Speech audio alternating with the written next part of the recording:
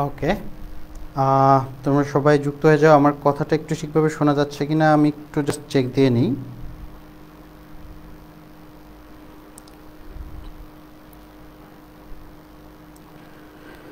Just একটু check দিয়ে নিয়ে আমার কথাটা ঠিকভাবে শোনা যাচ্ছে কিনা। ঠিক আছে, তো ওকে, জাস্ট একটু চেক দিয়ে নিয়ে ওকে। তো কেমন আছো সবাই? ফার্স্ট সেমিস্টার, একদম নতুন ডিপ্লোমার শুরু, একদম জার্নির শুরুর দিকের তোমরা সবাই। তোমাদের সাথে আজকে আমার প্রথম দেখা, অর্থাৎ ক্লাসে আজকে প্রথম তোমাদের সাথে আমি যুক্ত যুক্ত হলাম। তো আমি Mohammad Abdur Rahman, computer science and ইঞ্জিনিয়ারিংয়ের উপরে ডুয়েট থেকে বিএসসি কমপ্লিট করলাম। তো এখন একজন কমেন্ট করছো কি যে ইংলিশ 2 হলে ভালো হতো আরও।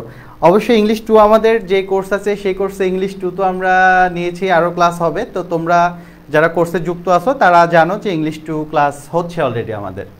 যাই হোক, তো এটা হচ্ছে আমাদের ইংলিশ 1 ক্লাস। তো ডিপ্লোমা ইন ইঞ্জিনিয়ারিং বা যে কোনো টেকনোলজিতে ডিপ্লোমা যারা করতেছো সবার জন্য একটা কমন সাবজেক্ট, অর্থাৎ আমাদের ডিপ্লোমার প্রথম সেমিস্টারে সবার এই ইংলিশ 1 সাবজেক্টটি পড়াই লাগবে আর কি।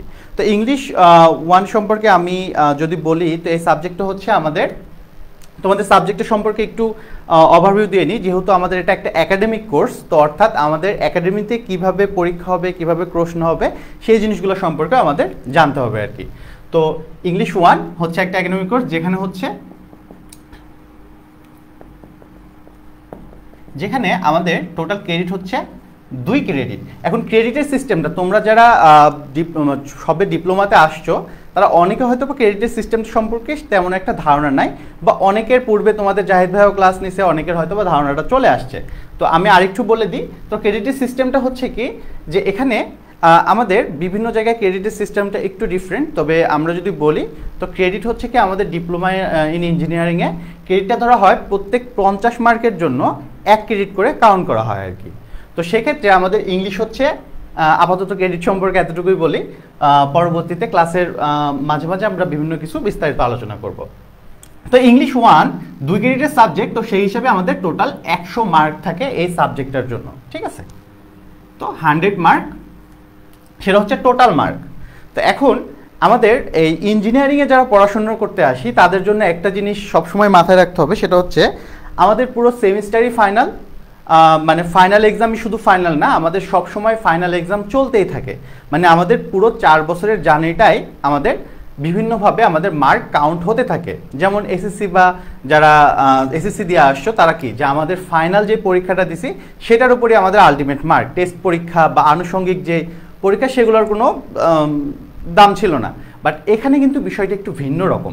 কেমন দেখো, যে আমাদের এখানে ফাইনাল পরীক্ষা হবে, ফাইনাল বলতে সেমিস্টার ফাইনাল, ঠিক আছে, ফাইনাল পরীক্ষা হবে 60 মার্কের উপরে, অর্থাৎ টোটাল 100 মার্ক, বাট ফাইনাল পরীক্ষা হবে 60 মার্কে।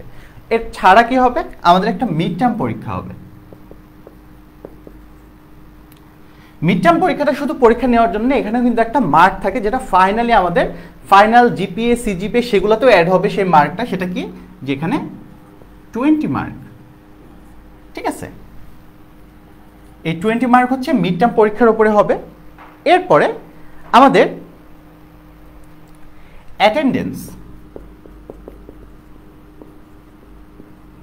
অ্যাটেন্ডেন্সের উপরে থাকে 5 মার্ক। অর্থাৎ আমাদের ক্লাসে উপস্থিতির উপরেও একটা মার্ক থাকে, অর্থাৎ ক্লাসে উপস্থিত থাকাটাও একটা গুরুত্বপূর্ণ বিষয়। এরপরে লিসেনিং, অর্থাৎ তোমাদের যে কন্টিনিউয়াস অ্যাসেসমেন্ট আছে, সেই কন্টিনিউয়াস অ্যাসেসমেন্ট বলতে কি, যে ক্লাসে যে উপস্থিত থাকবা, যে অ্যাটেন্ডেন্স, সেই উপস্থিত থাকা অবস্থায় তোমাদের যে ক্লাস টিচার থাকবে উনি বিভিন্নভাবে তোমাদের অ্যাসেসমেন্ট নেবে আর কি, অর্থাৎ তোমাদের এক্সামিন করবে। যেমন লিসেনিং, তুমি কেমন ইংলিশ শুনতে পারো সেই জিনিসটার উপর কিন্তু একটা মার্ক থাকবে আর কি, সেটার উপর কি থাকবে, 5 মার্ক থাকবে। এরপরে রিডিং, ইংলিশ রিডিং স্কিল কেমন তোমার, সেটার উপরে তোমার 5 মার্ক থাকবে, অর্থাৎ তোমাকে ইংলিশ রিডিং পারতে হবে।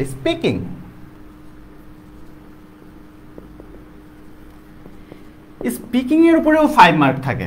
ঠিক আছে, অর্থাৎ অ্যাটেন্ডেন্সের উপরে 5 মার্ক, লিসেনিং এর উপরে 5 মার্ক, রিডিং এর উপরে 5 মার্ক, স্পিকিং এর উপরে 5 মার্ক এবং মিড টার্ম পরীক্ষার জন্য মিড টার্ম পরীক্ষাটা হচ্ছে 20 মার্কের উপরে।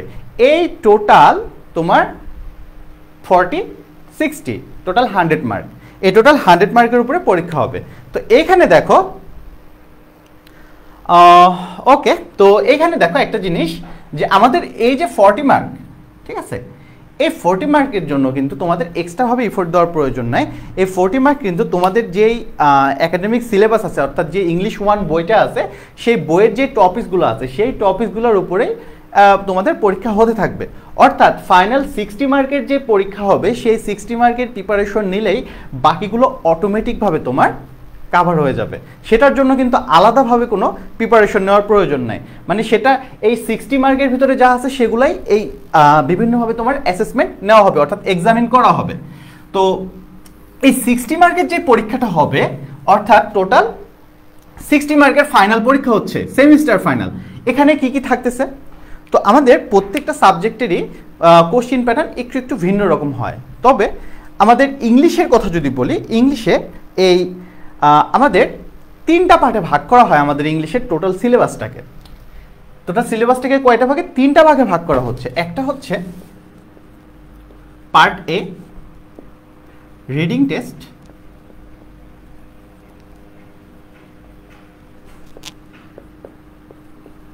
পার্ট বি, এখানে আমাদের গ্রামার করানো হবে, এবং পার্ট সি, এখানে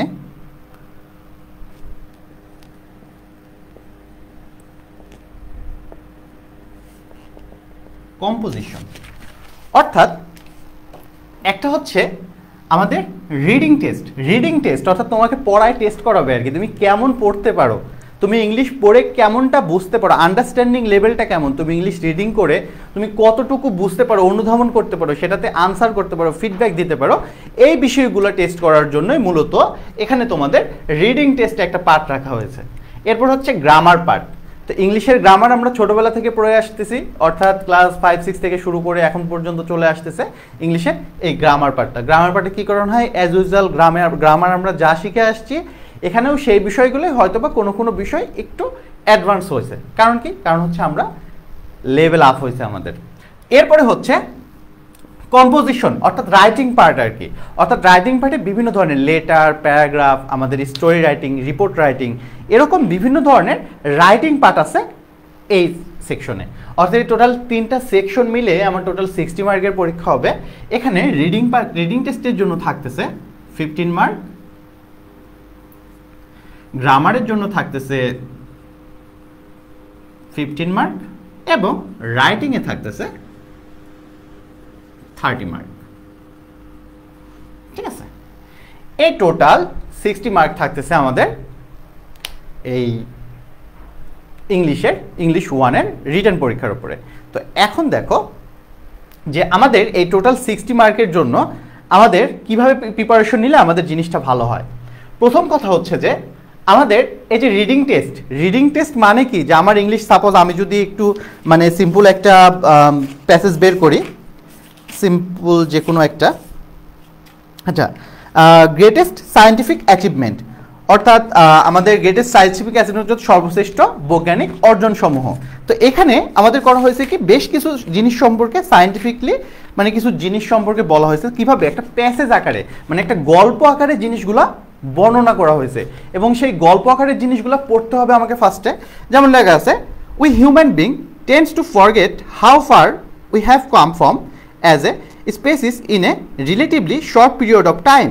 তো এরকমভাবে পুরো মানে যাক আমি প্যাসেজগুলো তোমাদের পড়াবো, যখন পড়াবো তখন জিনিসগুলো সম্পর্কে কিভাবে পড়তে হবে, কিভাবে এটার অন্তর্নিহিত অর্থ খুঁজে বের করতে হবে, তো এই জিনিসগুলো আমরা আলোচনা করবো আর কি সেখানে।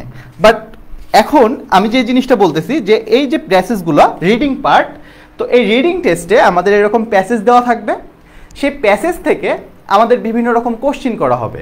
প্যাসেজের মধ্যে বেশ কিছু কথা আছে, সেই কথাগুলো হুট করে একটা অংশ তুলে দিয়ে বলল যে এই প্যাসেজের ভিত্তিতে তোমার এই কথাটা সত্য নাকি মিথ্যা, ট্রু নাকি ফলস। অর্থাৎ আমাদের কয়েকটা প্যারা দেওয়া থাকবে, সেই প্যারাগুলোকে বলা হবে ট্রু নাকি ফলস, সেগুলো বের করতে বলা হবে। এরপরে মাল্টিপল চয়েস কোশ্চেন থাকবে সেই প্যাসেজের উপরেই, তারপরে শর্ট কোশ্চেন থাকবে সেটাও সেই প্যাসেজের উপরেই, তারপরে সেন্টেন্স মেকিং করতে দিবে সেটাও সেই প্যাসেজের উপরেই। অর্থাৎ এই যে 15 মার্ক দেখতেছি, সেই 15 মার্ক আমাদের বইতে কয়েকটা 8 থেকে 9টা প্যাসেজ দেওয়া আছে, সেই প্যাসেজগুলো থেকেই কোনো একটা প্যাসেজ, মানে সেই যে আমাদের বইতে যে প্যাসেজগুলো দেওয়া আছে সেই প্যাসেজগুলোর মধ্যে থেকেই কোনো একটা প্যাসেজ দেওয়া হবে, এবং সেই প্যাসেজের উপর ভিত্তি করে আমাদের আনসার করতে হবে আর কি। কীভাবে answer? Short question, true false, অথবা মাল্টিপল চয়েস কোশ্চেন, এই কয়েকটা পার্টে ভাগ করা হয় এই কোশ্চেনগুলোকে। বাট প্যাসেজটা যদি সুন্দরভাবে পড়া যায় তাহলে বাকি কোশ্চেন মানে পানি পানি, এটা এইখান থেকে আনসার করা সবচেয়ে সহজ। মানে জাস্ট প্যাসেজটা পড়বো, আমার যে মানে আমার সব কিছু দেওয়াই থাকতেছে, জাস্ট খালি আমি দেখে আনসার করবো আর কি, এতটুকুই। তো এটা গেল হচ্ছে আমাদের রিডিং টেস্ট প্রথম part, part A. Part B এর কথা যদি বলি, এখানে আছে আমাদের গ্রামার পার্ট। তো গ্রামার পার্ট কি? যে গ্রামার মানে ইংলিশের জন্য যে রুলস আছে সেই রুলসগুলো এখানে শেখানো হবে, ইংলিশ ল্যাঙ্গুয়েজের রুলস। যেমন প্রথমেই আছে পার্টস অফ স্পিচ, তাই না? তো যে কোনো ল্যাঙ্গুয়েজ শিখতে গেলে পার্ট অফ স্পিচ যে জিনিসটা, অর্থাৎ বাক্যে ব্যবহৃত প্রত্যেকটি অংশ, তাই না? তো এরকম, তারপরে word formation, right form of verb, তারপরে টেন্স, তারপরে আমাদের সেন্টেন্স স্ট্রাকচার, অ্যাপ্রোপ্রিয়েট প্রিপোজিশন, এরকম টাইপের যে টার্মগুলো আছে যেগুলো তোমরা কিন্তু এসএসসিতেও পড়ে আসছো। বাট সেই জিনিসগুলো একটু কী করতে হবে, ঘষা মাজা করতে হবে আর কি, যে জিনিসগুলো আরও সুন্দরভাবে একটু এইখানে যেভাবে কোশ্চেন আসছে সেই কোশ্চেনগুলোর আনসারগুলো করতে হবে। তো এই গ্রামার পার্টে আমরা শিখবো যে কীভাবে আমাদের কেমন ধরনের গ্রামারের বেসিক রুলসগুলো আমরা ফার্স্টে জানতে হবে। অর্থাৎ রুলসগুলো সম্পর্কে আমরা ফার্স্টে জানবো, রুলসগুলো জানার পরে রুলসগুলো অ্যাপ্লাই করে আমাদের পরীক্ষাতে কিভাবে কোশ্চেন আসে সেইভাবে কিন্তু আমাদের আনসার করতে পারতে হবে, তাই না? তো এখানেও থাকতেছে 15 মার্কস। গ্রামারের যে টপিকসগুলো আছে 9-10টা চ্যাপ্টার আছে, সেই চ্যাপ্টারগুলোর উপরে বিভিন্নভাবে টপিকস ওয়াইজ বিভিন্ন রকম কোশ্চেন হবে, আমরা স্টেপ ওয়াইজ সবগুলাই দেখব। এরপরে আসে পার্ট সি, কম্পোজিশন বা রাইটিং পার্ট। তো রাইটিং পার্টের যদি কথা বলা হয়, এখানে তোমার ফ্রি হ্যান্ড রাইটিং, অর্থাৎ তোমাকে টপিকস দিয়ে দিবে, সেটার উপরে নির্দিষ্ট ফরম্যাট অনুযায়ী তোমাকে লিখতে হবে। কেমন? যদি বলা হয় ফর্মাল লেটার লিখতে হবে, তো ফর্মাল লেটারের নির্দিষ্ট ফরম্যাট আছে, স্পেসিফিক টপিক দিবে যে তোমার ট্রান্সফার সার্টিফিকেট লাগবে, তোমরা একটা ট্যুরে যাইতে চাচ্ছ, সেই ট্যুরের জন্য প্রিন্সিপালের কাছে অ্যাপ্লাই করা লাগবে, এরকম তোমাকে নির্দিষ্ট টপিক দেওয়া হবে, সেই টপিকের উপরে তোমার কি করতে হবে, ফর্মালি একটা লেটার লিখতে হবে, নির্দিষ্ট ফরম্যাট বাট ফ্রি হ্যান্ড, এখানে তোমার নিজের মতো করে তুমি লিখবা। এবার যদি বলা হয় প্যারাগ্রাফ, এগুলো সবগুলোই তোমরা এসএসসিতে দেখে আসছো, informal letter, CV letter, poster, paragraph, এই জিনিসগুলোই তোমাদের লিখতে হবে। তো এরকম বেশ কয়েকটা টার্ম আছে, সেগুলোর উপরে থাকতেছে 30 মার্কস। তো এই রাইটিংয়ের উপরেও আমাদের ফোকাস দিতে হবে আর কি। তো ওভারঅল এই সকল বিষয়গুলোই হচ্ছে যে আমাদের এই ইংলিশ 1-এর মধ্যে আছে। তো ইম্পর্টেন্ট সাবজেক্ট, এখানে কেন ইম্পর্টেন্ট বলতেছি আমি তোমাদের আরেকটা জিনিস বলে দিই। দেখো, তোমাদের ডিপ্লোমা জার্নি সবে শুরু হচ্ছে, তো ডিপ্লোমার জার্নি এখান থেকে সবে শুরু, বাট শেষটা কোথায় এটা কিন্তু তোমরা কেউ বলতে পারবে না।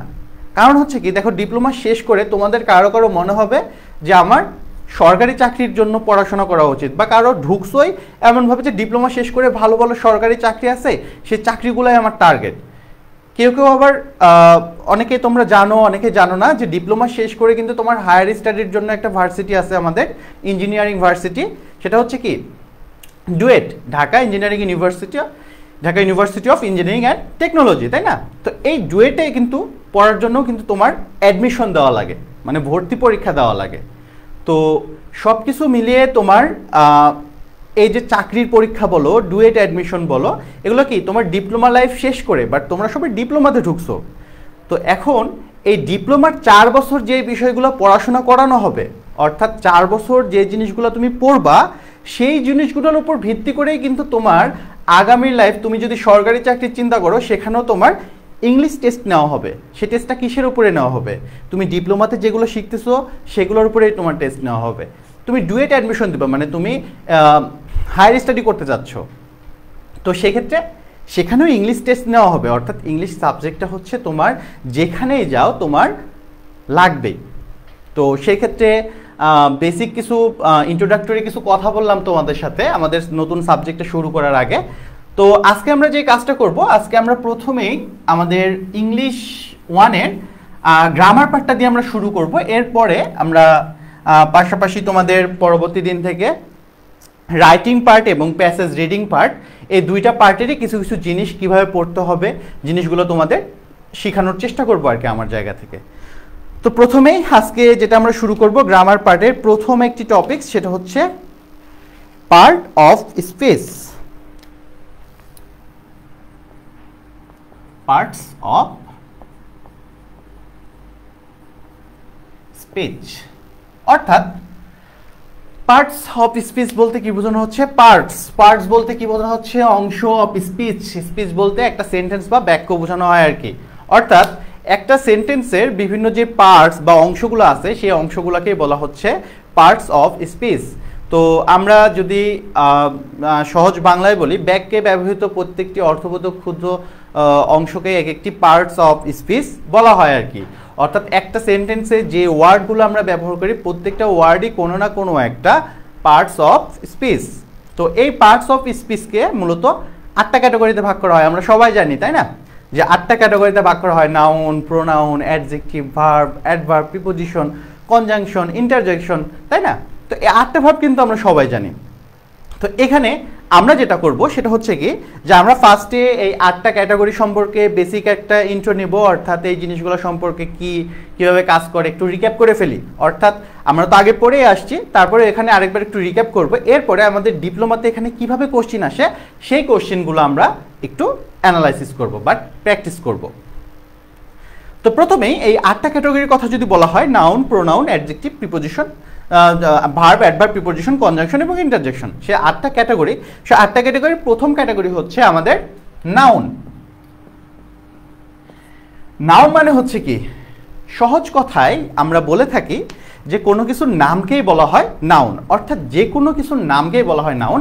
বাট এটার সাথে অ্যাডিশনাল একটু কথা তোমাদের বইতেও দেওয়া আছে, কোনো কিছুর নামকেই নাউন বলে। এটার সাথে আমরা যদি আরেকটু কথা অ্যাড করি, যে কোনো কিছুর নামকে যা আমরা ধরতে পারি, ছুঁইতে পারি বা অনুভব করতে পারি, ফিল করতে পারি, ঠিক আছে, টাচ করতে পারি, হিট করতে পারি অথবা ফিল করতে পারি, এই সকল জিনিসের নামকেই আসলে আমরা বলে থাকি নাউন। তো এই কথাটা কেন বললাম? টাচ, হিট, ফিল, তো এই জিনিসগুলো ব্যবহার, ওয়ার্ডগুলো যখন আমরা ডেফিনেশনে ব্যবহার করব তখন আমাদের আইডেন্টিফাই করতে সহজ হবে। আর আমাদের পরীক্ষাতে কিন্তু এই পার্টস অফ স্পিচ থেকে identification of parts of speech এটাই কিন্তু আসে। অর্থাৎ আমাদের অনেকগুলো ওয়ার্ড দেওয়া থাকবে, সেই ওয়ার্ড থেকে কোনটা কোন পার্টস অফ স্পিচ সেই জিনিসটা আমাদের আইডেন্টিফাই করতে হবে। তাহলে সেক্ষেত্রে আগে আমরা নাউন দেখি। তো নাউন প্রধানত 2টা ভাগে ভাগ করা হয়। একটা হচ্ছে আমাদের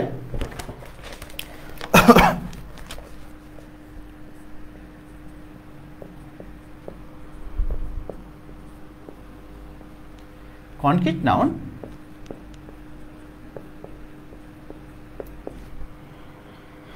অ্যাবস্ট্রাক্ট নাউন। তো এই যে 2টা নাউন, এটা নিয়ে বিভিন্ন সময় বিভিন্ন জায়গায় বিভিন্ন রকম মতবিরোধ আছে যে নাউন কত প্রকার। তো এই জিনিসটা নিয়ে বিভিন্ন সময়, যেমন ধরো তোমার বিভিন্ন চাকরির পরীক্ষায় তোমাদের এরকমভাবে কোশ্চিন চলে আসে যে নাউন কত প্রকার, মানে চাকরির পরীক্ষায় কিন্তু সব এইগুলো থেকেই কোশ্চিন আসে। তো তোমাদের যাদের প্রত্যেকটা ডিপার্টমেন্টেই সিভিল, কম্পিউটার, ইলেকট্রিক্যাল, ইলেকট্রনিক্স প্রত্যেকটা ডিপার্টমেন্টেরই ডিপ্লোমা শেষে খুবই ইন্টারেস্টিং কিছু এবং আকর্ষণীয় জব আছে। তো সেগুলোর ক্ষেত্রে জাস্ট মাঝে মাঝে আমি এগুলো বলবো আর কি। তো তোমরা আশা করি তোমাদের উপকারে আসবে। তো যাই হোক, তো আমাদের এই নাউনকে প্রধানত 2টা ভাগে ভাগ করা হয়। প্রধানত বলতে কি, যে মেইনলি 2টা ভাগে ভাগ করা হয়। একটা হচ্ছে কনক্রিট বা বস্তুবাচক, অ্যাবস্ট্রাক্ট বা এখানে কি বলা হচ্ছে অ্যাবস্ট্রাক্ট বা ভাববাচক বা গুণবাচক, ঠিক আছে। তো এই কনক্রিট নাউন অর্থাৎ বস্তুবাচক, যে জিনিসগুলোকে আমরা ধরতে পারি বা হিট করতে পারি বা ছুঁইতে পারি সেই জিনিসগুলোই হচ্ছে আমাদের কনক্রিট নাউন। আর অ্যাবস্ট্রাক্ট নাউন বা ভাববাচক, যেটা হচ্ছে কি আমরা ধরতে বা ছুঁইতে পারি না, শুধুমাত্র ফিল করতে পারি, সেই জিনিসগুলোকে বোঝানো হচ্ছে অ্যাবস্ট্রাক্ট নাউন। তো কনক্রিট নাউনকে আবার আমরা 4টা ভাগে ভাগ করি। কনক্রিট নাউনকে আবার আমরা 4টা ভাগে ভাগ করি। সেটা কি? একটা হচ্ছে proper noun,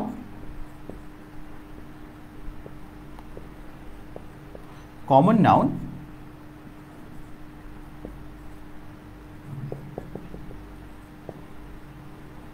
collective noun,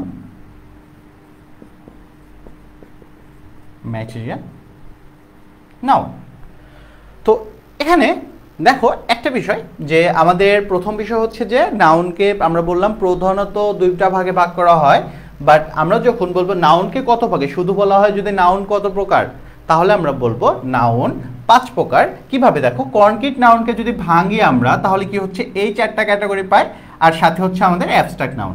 total এই 5টা হচ্ছে আমাদের নাউনের ক্যাটাগরি, ঠিক আছে। এছাড়াও আমরা নাউনকে বিভিন্নভাবে ক্যাটাগরাইজ করতে পারি, যেমন হচ্ছে countable noun, uncountable noun. Countable noun বলতে কি বোঝানো হচ্ছে, যেগুলোকে কাউন্ট করা বা গণনা করা যায় সেগুলোকে বলা হচ্ছে কাউন্টেবল নাউন। আর আনকাউন্টেবল নাউন হচ্ছে যে নাউনগুলোকে আমরা গণনা করতে পারি না, শুধুমাত্র পরিমাপ করতে পারি, সেগুলোকে বলতেছি আমরা আনকাউন্টেবল নাউন। যেমন আমরা যদি এখানে দেখি আমাদের অ্যাবস্ট্রাক্ট নাউন এবং ম্যাটেরিয়াল নাউন এগুলোকে আমরা কাউন্ট করতে পারি না। অর্থাৎ এই অ্যাবস্ট্রাক্ট নাউন এবং ম্যাটেরিয়াল নাউন, যেমন অ্যাবস্ট্রাক্ট নাউন যদি বলি যে আমাদের এখানে আমরা যদি কিছু উদাহরণ দিই যে আমাদের অ্যাবস্ট্রাক্ট নাউন বা ম্যাটেরিয়াল নাউনের, যেমন এক্সপ্রেশন, ফ্রেন্ডশিপ, এগুলো হচ্ছে কি যে আমাদের অ্যাবস্ট্রাক্ট নাউন। তারপরে হচ্ছে যে আমাদের ম্যাটেরিয়াল নাউনের ক্ষেত্রে যদি বলি গোল্ড, গোল্ড কিন্তু আমরা পরিমাপ করতে মানে আমরা গণনা করতে পারি না, এটাকে শুধু পরিমাপ করতে পারি। তো মূল বিষয় হচ্ছে কেন পারি না সেটা আমরা এই জিনিসগুলো পড়ার সময় দেখবো আর কি। তো দেখো যে আমরা কাউন্টেবল নাউন বলতেছি যেগুলো বাকি জিনিসগুলো, যেমন প্রপার নাউনকে আমরা কাউন্ট করতে পারি, কমন নাউনকে কাউন্ট করতে পারি, কালেকটিভ নাউনকে আমরা কাউন্ট করতে পারি আর কি। তো এরকম কাউন্টেবল আনকাউন্টেবল হিসেবে আমরা ক্যাটাগরাইজ করতে পারি, বাট মেইনলি আমাদের এই 5টা মেইনলি 2টা ক্যাটাগরিতে, আর যদি নর্মালি ইন জেনারেল বলা হয় তাহলে 5টা ক্যাটাগরিতে ভাগ করা হয়। এখন দেখো আমাদের এই নাউনগুলো সম্পর্কে যদি আমরা বেসিক কিছু কথা বলি, যে প্রপার নাউন, তো প্রপার নাউন কি বলা হচ্ছে, কোনো কিছুর কোনো ব্যক্তি বা বস্তুর নামকেই প্রপার নাউন বলা হচ্ছে। হতে পারে কি সেটা কোনো মানুষের নাম, সেটা হতে পারে আমাদের করিম, রহিম, কাদের, তো এরকম যে কোনো নাম হতে পারে, মানুষের নাম, যে কোনো মানুষের নাম, সিটির নাম, ঢাকা, রাজশাহী, নাটোর। তারপরে আমাদের হতে পারে কোনো একটা স্থানের নাম বা যে কোনো কি বলা যায়, এটা কোনো ধর্মগ্রন্থের নাম, কোনো পাহাড়ের নাম, কোনো নদীর নাম। বাট এইখানে একটা বিষয় আছে, একটু আমাদের সাথে অ্যাডিশনালি অ্যাড করে নিতে হবে, সেটাকে আমি একটু বলে দিই। সেটা হচ্ছে কি যে নদী, সাগর, মহাসাগর, আমি কি লিখে দিব এগুলো? আচ্ছা তোমাদের একটু লিখে দিই, হ্যাঁ।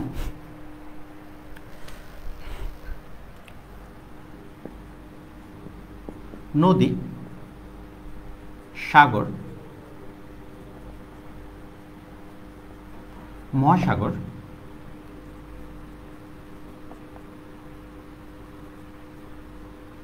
ধর্মগ্রন্থ,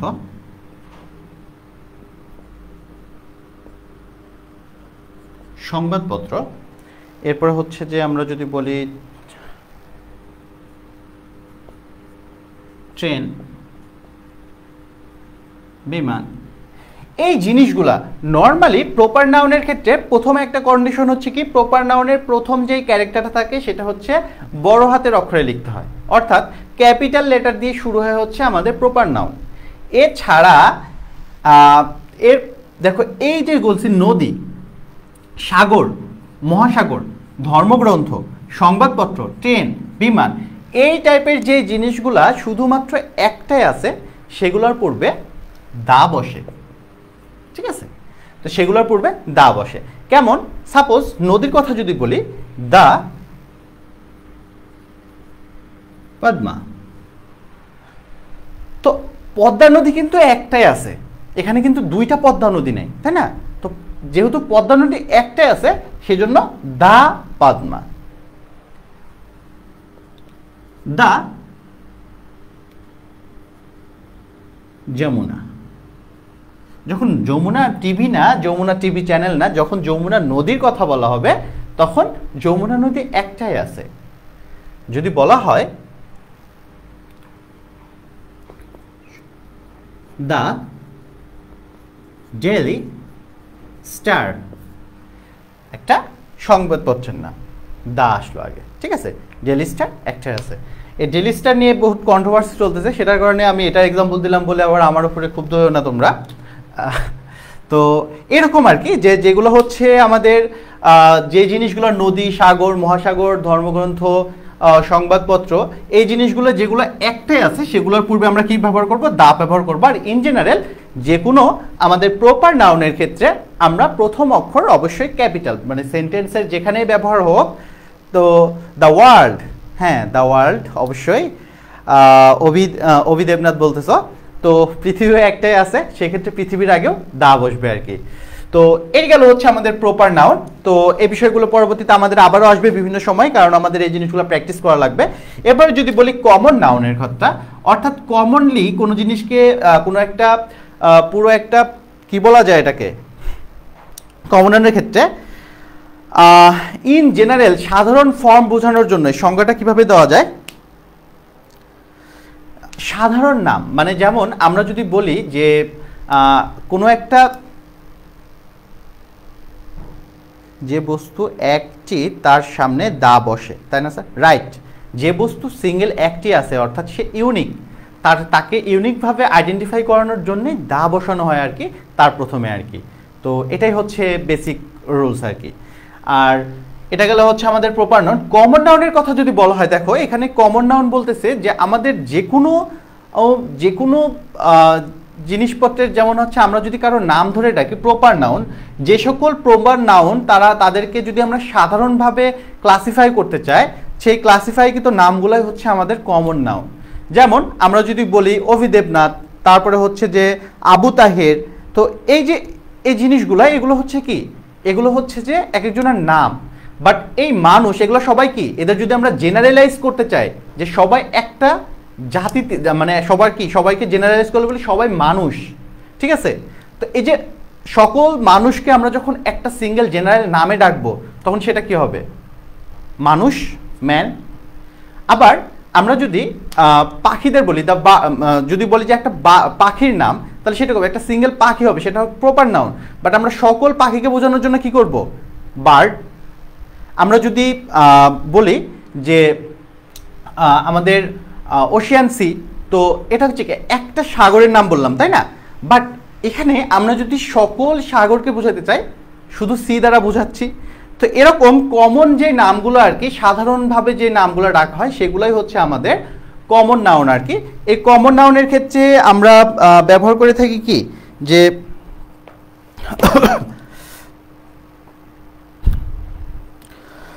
কমন নাউনের ক্ষেত্রে আমরা girl, man, country, river, country বলতে সকল দেশকে বোঝানো হচ্ছে, রিভার বলতে সকল নদীকে বোঝানো হচ্ছে, এরকম কমন নামগুলোই হচ্ছে আমাদের কমন নাউন। বাট এখানে একটা বিষয় আছে, সেটা হচ্ছে কি আমাদের এই কমন নাউনের সাথে আমাদের বেশ কিছু বিষয় চলে আসে। যেমন একটা কনফ্লিক্ট প্রথমে, সেটা হচ্ছে কালেকটিভ নাউন। কমন নাউন এবং কালেকটিভ নাউনের মধ্যে বেশ কনফ্লিক্ট বেঁধে যায়। তো এই বিষয়টা আমরা একটু ক্লিয়ার করে ফেলি। সেটা হচ্ছে কি আমাদের কমন নাউন এবং কালেকটিভ নাউন জিনিসটা কি, কালেকটিভ নাউন হচ্ছে কোনো একটা মানে একটা কালেকশন অফ কমন নাউন বলা যায়, এটাকে বিভিন্নভাবে এটার সংজ্ঞায়িত করা যায় আর কি।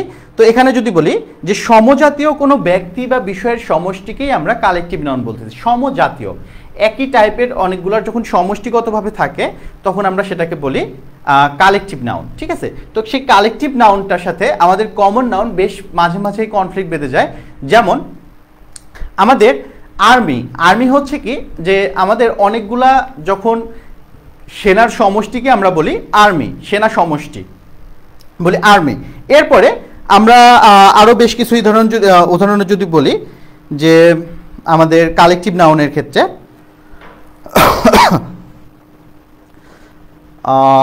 Navy, class, team, committee.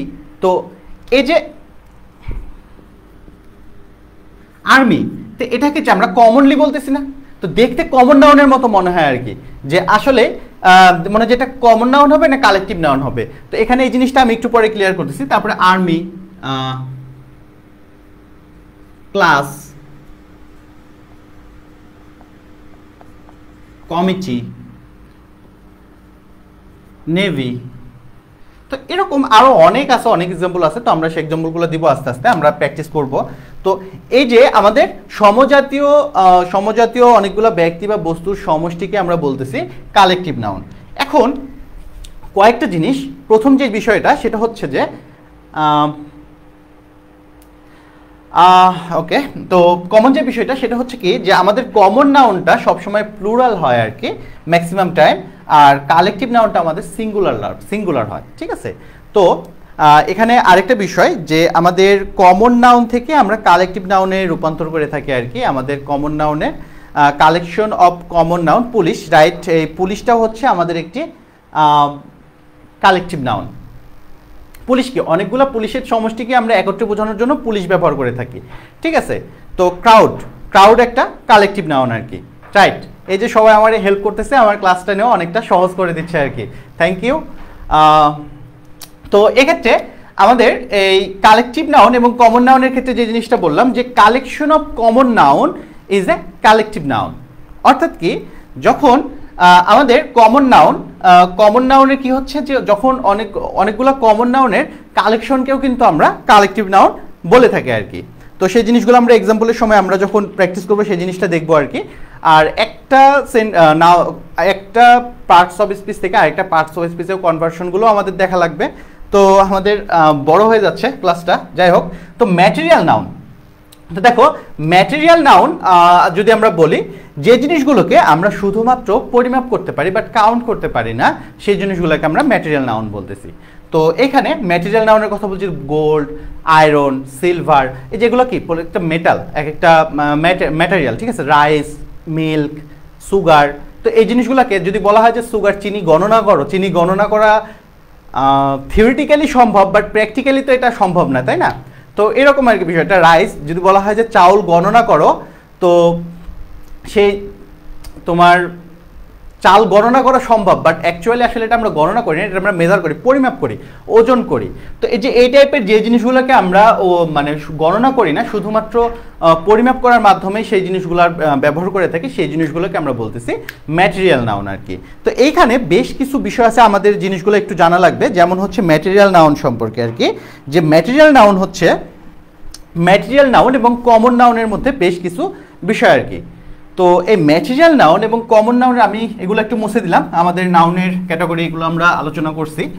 তো আমরা একটা জিনিস জানবো এখান থেকে কি যে ম্যাটেরিয়াল নাউন এবং কমন নাউনের মধ্যে একটা ডিফারেন্স। তো ডিফারেন্সটা কি দেখো, যেমন আমাদের গোল্ড বলতে কি স্বর্ণ, এটা আমরা সবাই জানি, তাই না। তো গোল্ড বলতে স্বর্ণ বোঝাচ্ছে। এখন এই গোল্ড থেকে আমরা কি পাই?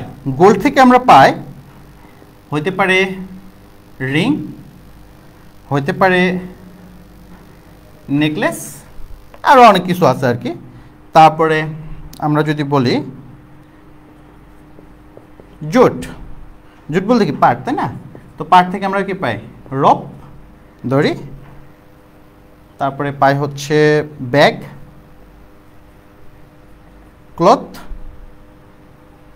ম্যাট, এগুলো পেয়ে থাকি।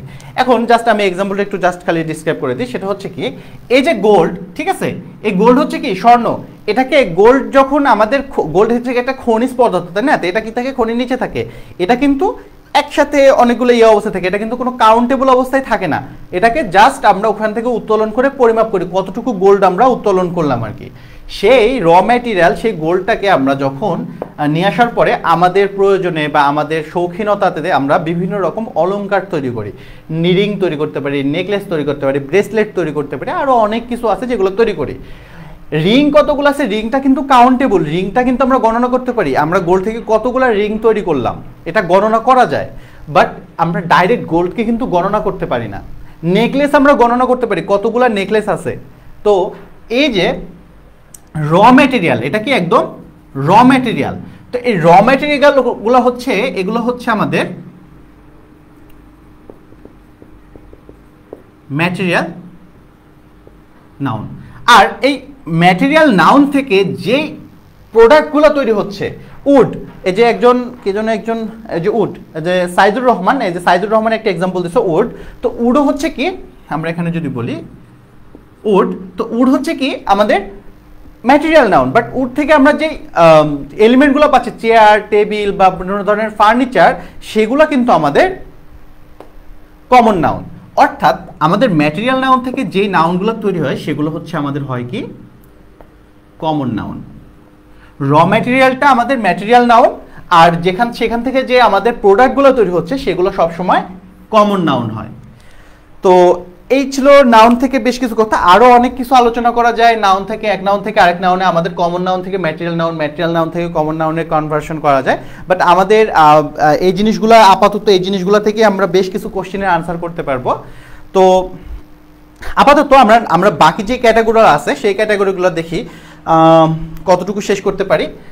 মোটামুটি আমরা শেষ করি, তারপরে এক্সাম্পলের দিকে যাবো আর কি। এরপর আমরা যদি বলি প্রোনাউনের কথা, তো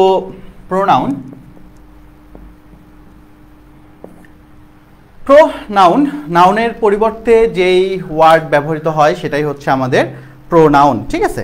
তো এই নাউনের পরিবর্তে ব্যবহার করা হয় জন্য এই ওয়ার্ডগুলো আমরা এই প্রোনাউন এগুলোকে আমরা কয়েকটা ক্যাটাগরিতে ভাগ করতে পারি। কয়েকটা ক্যাটাগরি বলতে কি, যে আমাদের সেই নাউন তো আমাদের বিভিন্ন ধরনের আছে, সেই বিভিন্ন ধরনের নাউনের পরিবর্তে বিভিন্ন ধরনের প্রোনাউন আমরা ব্যবহার করে থাকি। সেই প্রোনাউনগুলোকে আমরা মোটামুটি 8টা ক্যাটাগরিতে ভাগ করে থাকি, ঠিক আছে। তো প্রোনাউনগুলো জাস্ট আমরা একটু লিখবো, লেখার পরে বাকি জিনিসগুলো আমরা আলোচনা করব কেন কোনটা কি হলো।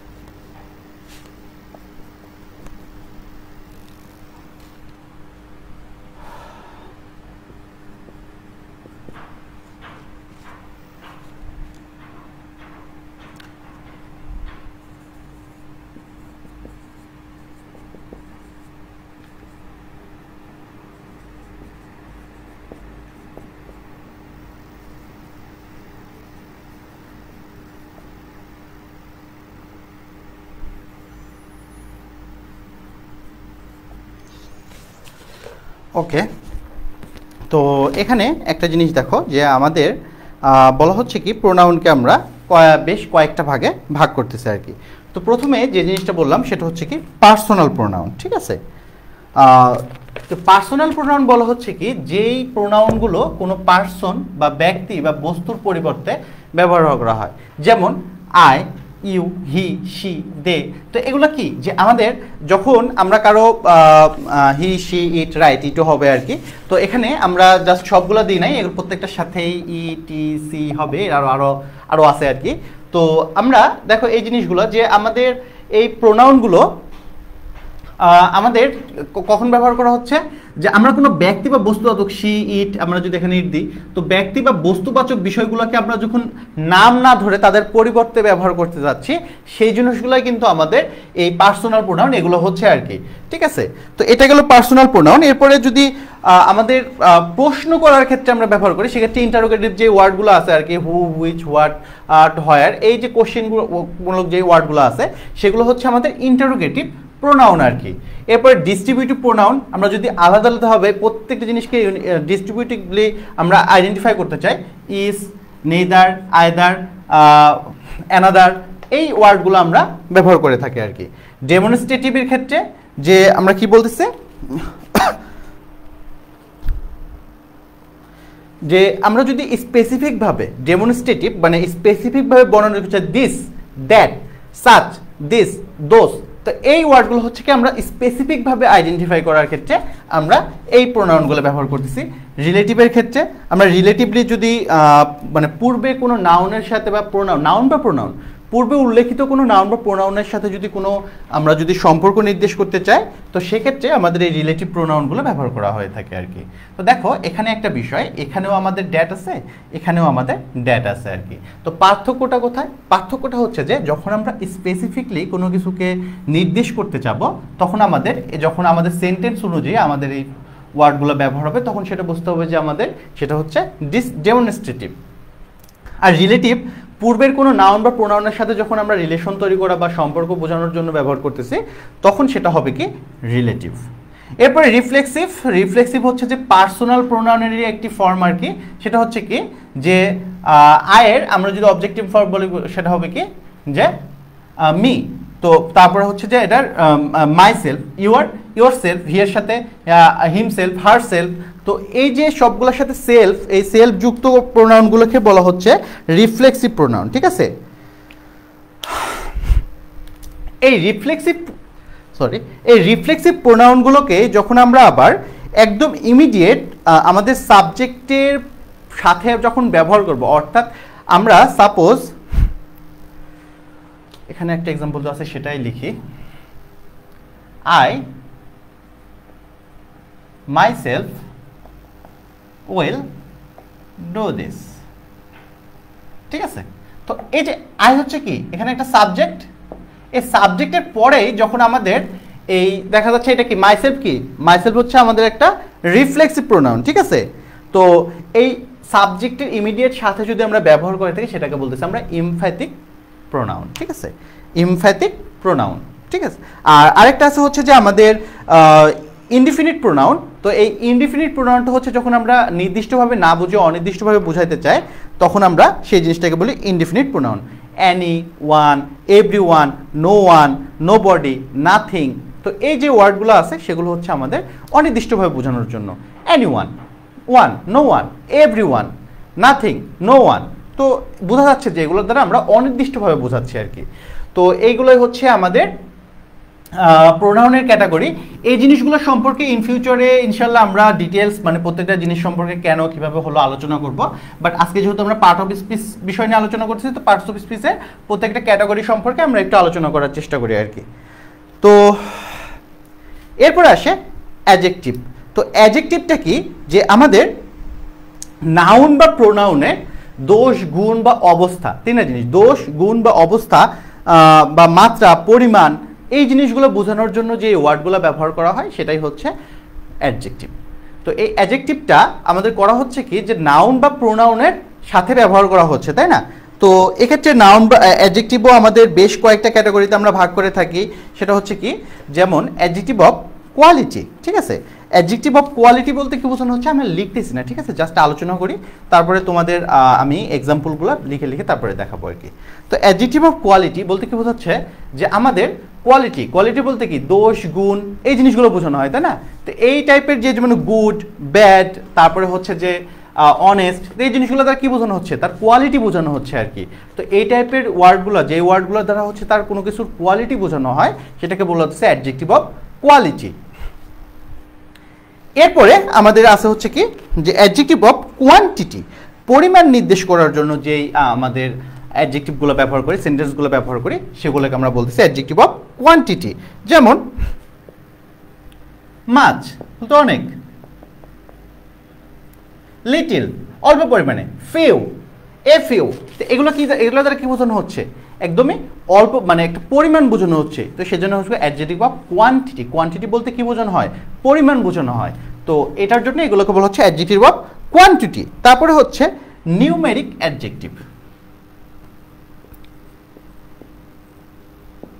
নিউমেরিক অ্যাডজেক্টিভ অর্থাৎ নাম্বার রিলেটেড যে অ্যাডজেক্টিভগুলো আছে সেগুলোকে আমরা বলতেছি নিউমেরিক অ্যাডজেক্টিভ। তো নিউমেরিক অ্যাডজেক্টিভগুলো কোনগুলো, যেগুলো হচ্ছে যে আমাদের দেখা যাচ্ছে ফার্স্ট, সেকেন্ড, থার্ড, 1 2 3, তারপরে বলতে পারি কি সিঙ্গেল, ডাবল। তো এই জিনিসগুলো হচ্ছে আমাদের নিউমেরিক অ্যাডজেক্টিভ। কি ফার্স্ট, সেকেন্ড, 1 2, সিঙ্গেল, ডাবল, এগুলো হচ্ছে কি আমাদের নিউমেরিক অ্যাডজেক্টিভ অর্থাৎ নাম্বার অ্যাডজেক্টিভ।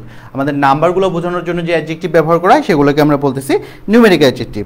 এরপর হচ্ছে আমাদের প্রোনোমিনাল অ্যাডজেক্টিভ। তো প্রোনোমিনাল অ্যাডজেক্টিভ নামটা কি দেখা, আমি একটু এই নামটা একটু লিখি,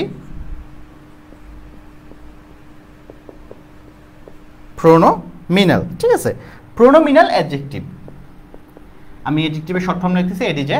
তো প্রোনোমিনাল অ্যাডজেক্টিভ দেখো, যখন আমাদের কোনো প্রোনাউন, নামটা কি প্রোনাউনের মতো না, প্রোনোমিনাল, যে প্রোনাউন যখন আমাদের অ্যাডজেক্টিভের কাজ করে অর্থাৎ নাউনের পূর্বে বসে প্রোনাউনটাই মূলত অ্যাডজেক্টিভের কাজ করে, তখন সেই টাইপের প্রোনাউনগুলোকে আমরা বলতেছি প্রোনোমিনাল অ্যাডজেক্টিভ। সেটা প্রোনাউন না হয়ে যাচ্ছে কি প্রোনোমিনাল অ্যাডজেক্টিভ। যেমন এই টাইপের অ্যাডজেক্টিভ কিছু আছে, যদি আমরা একটু দেখি,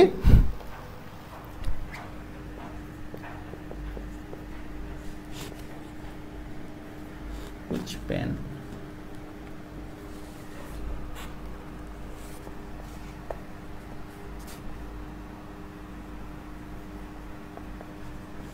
তো এরকম আমাদের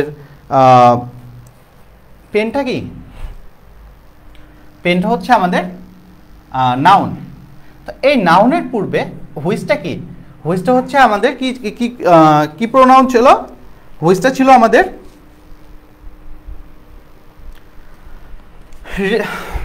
ইন্টারোগেটিভ প্রোনাউন, তাই না। তো এই হুইচটা যখন আমাদের কি হচ্ছে নাউনের পূর্বে বসছে, বসার পরে নাউনকে আমাদের অ্যাডজেক্টিভের সংজ্ঞাটা কি ছিল, যেটা হচ্ছে নাউন বা প্রোনাউনকে মডিফাই করে, অর্থাৎ নাউনের দোষ, গুণ, অবস্থা, পরিমাণ, এই টাইপের জিনিসগুলো সম্পর্কে ধারণা দেয় আর কি, সেটাই হচ্ছে আমাদের ছিল অ্যাডজেক্টিভ। তো মূলত নাউন বা প্রোনাউনকে মডিফাই করে আর কি। তো এখানে নাউনকে মডিফাই করে যখন, তখন সেটাকে বলতেছে প্রোনোমিনাল অ্যাডজেক্টিভ আর কি। তো এই টাইপের অ্যাডজেক্টিভ থাকবে। এবং আরেকটা আছে হচ্ছে প্রপার অ্যাডজেক্টিভ। প্রপার অ্যাডজেক্টিভ হচ্ছে কি, আরেকটা হচ্ছে আমাদের প্রপার অ্যাডজেক্টিভ। প্রপার অ্যাডজেক্টিভ কি, প্রপার নাউন থেকে যে অ্যাডজেক্টিভটা আসে সেটাই হচ্ছে প্রপার অ্যাডজেক্টিভ আর কি, ঠিক আছে। তো বাংলাদেশ, চাইনিজ, তো এই টাইপের যে ওয়ার্ডগুলো আছে আর কি, ঠিক আছে, এগুলো কি বোঝাচ্ছে, বাংলাদেশ বলতে সকল বাংলাদেশি বোঝাচ্ছে। তো বাংলাদেশ থেকে বাংলাদেশি, তো বাংলাদেশি বয়, তো বয় বলতে কি বোঝাচ্ছে, একটু এক্সাম্পল দিই, দিস ইজ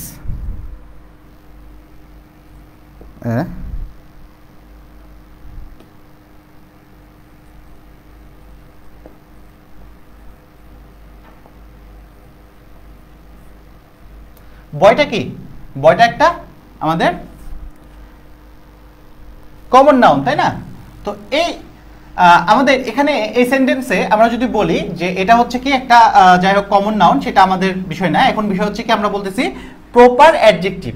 তো আমরা বললাম যে প্রপার নাউন থেকে যে অ্যাডজেক্টিভগুলো আসে সেগুলোকে বলা হচ্ছে প্রপার অ্যাডজেক্টিভ। তো এখানে আমরা যদি জাস্ট এই আইটা সরাই দিই তাহলে কি হচ্ছে বাংলাদেশ, তো বাংলাদেশটা একটাই আছে, তাই না, এটা হচ্ছে কি আমাদের একটি প্রপার নাউন আর কি। তো সেই প্রপার নাউনকে যখন আমরা একটা আই যুক্ত করে দেবো বাংলাদেশি, তখন এটা হচ্ছে একটা জাতি বোঝানো হচ্ছে যে বাংলাদেশি, সে একজন বাংলাদেশি ছেলে। তো এই যে বয়টাকে, এটা হচ্ছে আমাদের একটা নাউন। তো এই নাউনকে মডিফাই করছে কে, এই ওয়ার্ডটা। তো এই ওয়ার্ডটা হচ্ছে কি একটা অ্যাডজেক্টিভ। তো এই অ্যাডজেক্টিভটাই আমাদের করা হচ্ছে কি, এটা ছিল কি মূলত জাস্ট আইটা যদি সরাই দিই এটা একটা প্রপার নাউন হয়, বাট এই প্রপার নাউনকে আমরা যখন অ্যাডজেক্টিভ করছি তখন সেটা হচ্ছে আমাদের প্রপার অ্যাডজেক্টিভ আর কি। তো এই ছিল হচ্ছে অ্যাডজেক্টিভ। এরপরে আমরা যদি ভার্বের কথা বলি, তো ভার্ব কি, ভার্ব হচ্ছে যে ওকে, আমি এই ভার্ব থেকে বাকি যে টপিকসগুলো আছে সেই টপিকসগুলো আমি আগামী ক্লাসে আলোচনা করব। আজকের ক্লাসে এই পর্যন্তই। পার্টস অফ স্পিচের বাকি যে 4টা টপিকস আছে সেই 4টা টপিকস আগামী ক্লাসে আলোচনা করব ইনশাল্লাহ। আজকে এই পর্যন্তই। আমাদের ক্লাসটা বড় হয়ে যাচ্ছে, প্রথম ক্লাস, বেশি বড় না করি। তো আগামীকালকে আবারও সেম টাইমে ক্লাস হবে 4টা থেকে। তো তোমরা যারা হচ্ছে যে আমাদের ইউটিউব থেকে ভিডিওটা দেখতেছো তারা আমাদের ফেসবুক পেজে যুক্ত হয়ে যাবা। তো সেখান থেকে তোমাদের নিয়মিত আমাদের তোমাদের এই ফার্স্ট সেমিস্টারের ক্লাসগুলো চলতে থাকবে। তো ভালো থেকো সবাই। তোমাদের এখনই আবার একটু পরে বাংলা ক্লাস শুরু হবে, তো তোমরা বাংলা ক্লাসে যুক্ত হও।